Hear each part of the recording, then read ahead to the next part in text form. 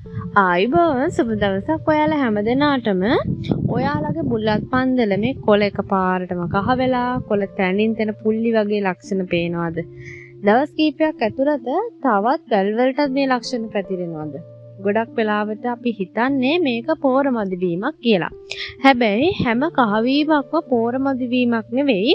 විවිධ රෝග තත්ත්ව නිසා බුලත් කොළ කහ වෙලා පුල්ලි හැදිලා කොළ වකුටු වෙන්න පුළුවන්. අද අපි බලමු මේ වගේ ලක්ෂණ දැක්කහම වගාව ආරක්ෂා කරගන්න අපිට කරන්න පුළුවන් සරල ආරක්ෂිත ක්‍රම මොනවද කියලා. මුලින්ම කොළේ දිහා හොඳට බලන්න.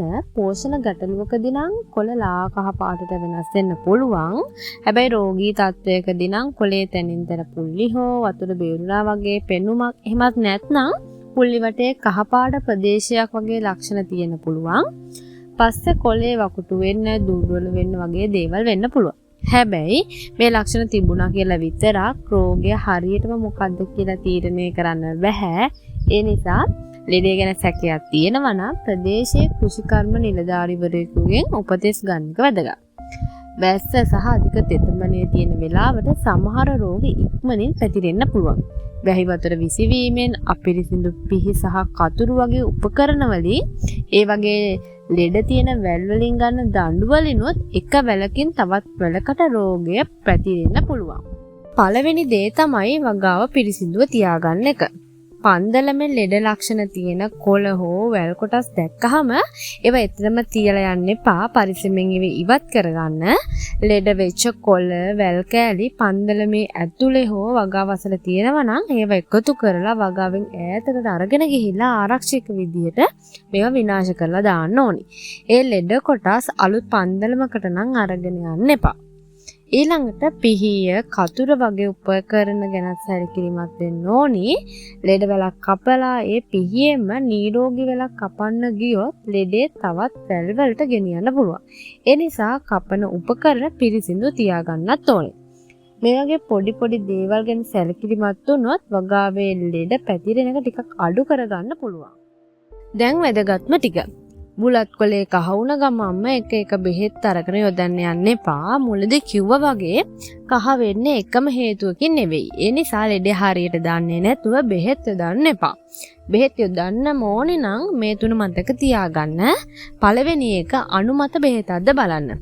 බුලත් වලට යොදන්න හදලා තියෙන අනුමත කරලා තියෙන බෙහෙතද කියලා බලලා ලේබලේ තියෙන විදිහට කියලා තියෙන ප්‍රමාණයට විතරක් ගන්න.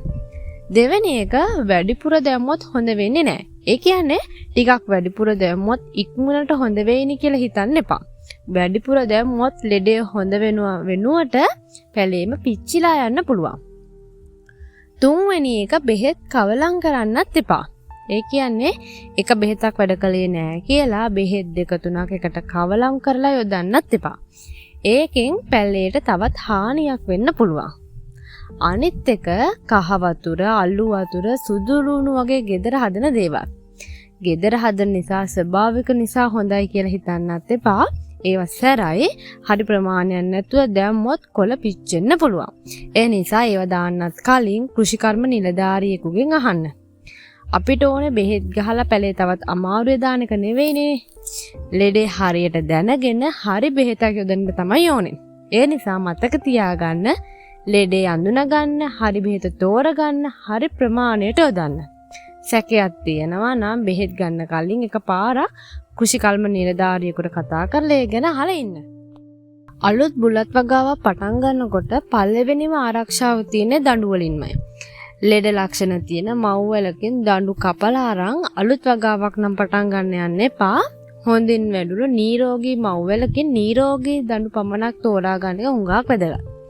කලින් ලෙඩ වුණු පන්දමලකින් දඩු ගන්නවා නම් විශේෂයෙන්ම හුඟා පරිස්සම් වෙන්න ඕනේ. නිරෝගී පෙළ රෝපණ ද්‍රව්‍ය භාවිතා කිරීම රෝග පාලනයේ වැදගත්ම පියවරක්.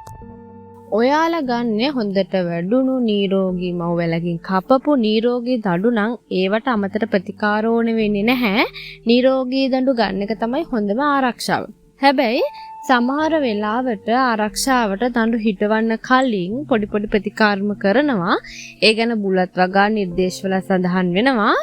ඒත් ඕනම බෙහෙතක් දාන්න යන්නත් එපා. බුලත් වලට අනුමත දිලිර නාශකයක් නම් විතරක් ලේබලේ තියෙන ප්‍රමාණයට කුෂිකල්ම නිලධාරියෙකුගෙන් අහලා තමයි කරන්න ඕනේ.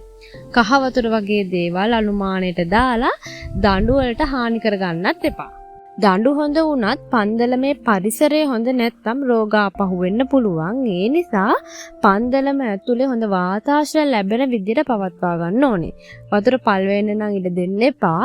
වැස්සෙන් පස්සේ පන්දලම ඇතුලේ අධික තෙතමනේ දිගටම රැඳෙන්න ඉඩ නොදෙනවා නම් තමයි වඩාත්ම හොඳ.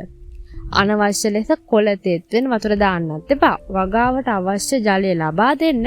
හැබැයි අධික තෙතමනේ පාලනය කරගන්න ඕනේ. මේකත් ගොඩාක් වැදගත්. බුලත් වගාව ලෙඩ වෙලා ගලවලා ඉවත් කළා කියලා එතන එසැනින්ම අලුත් බුලත් දඬු හිටවන්න ඉක්මන් වෙන්න එපා. මොකද සමහර රෝගවල රෝගකාරක පරණ ශාක කොටස් වල හෝ පස් වල රැඳිලා ඉන්න පුළුවන්.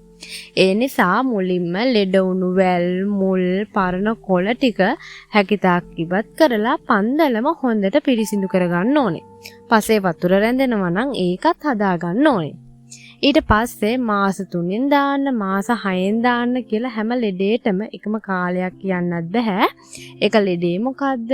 පස පිරිසිදු කරපු විදිහ අනුව වෙනස් වෙනවා.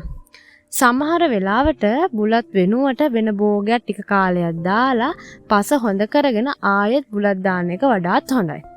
ඒ නිසා ඒ තැනට ආයෙත් බුලත් දාන්න සුදුසුද? කොච්චර කාලයක් ඉන්න ඕනේද?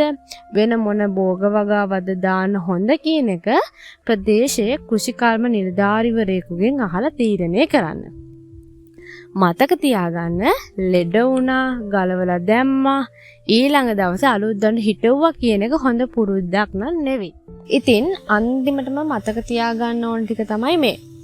කොළ කහ වුණා කියලා එකපාරටම බෙහෙත් දාන්න යන්න එපා. මුලින්ම රෝග ලක්ෂණ බලන්න, ලෙඩ කොටස් ඉවත් කරන්න, උපකරණ පිරිසිදු තියාගන්න, නිරෝගී දඬු තෝරගන්න, පන්දලමේ වතුර පල් වෙන නම් දෙන්න එපා. බෙහෙතක් අවශ්‍ය නම් අනුමත බෙහෙතක් නිර්දේශිත විදිහටම යොදන්න. ලෙඩ වෙලා ගලවපු තැන එසැනින්ම ආයෙමත් බුලත් දාන්න යන්න එපා. මේ දේවල් ටික හරියට කරගත්තොත් පුල්ලි රෝගය පැතිරීම අඩු කරගන්න පුළුවන්. ඔයාලගේ අත්දැකීම් තියෙනවා නම් කමෙන්ට් එකක් දාන්න. වීඩියෝ එක වැදගත් නම් තවත් කෙනෙක්ට ෂෙයා කරන්න. එහෙනම් අදට මං ගිහින් එන්නම්. ඔයාලා හැම දිනාටම සුබ දවසක්.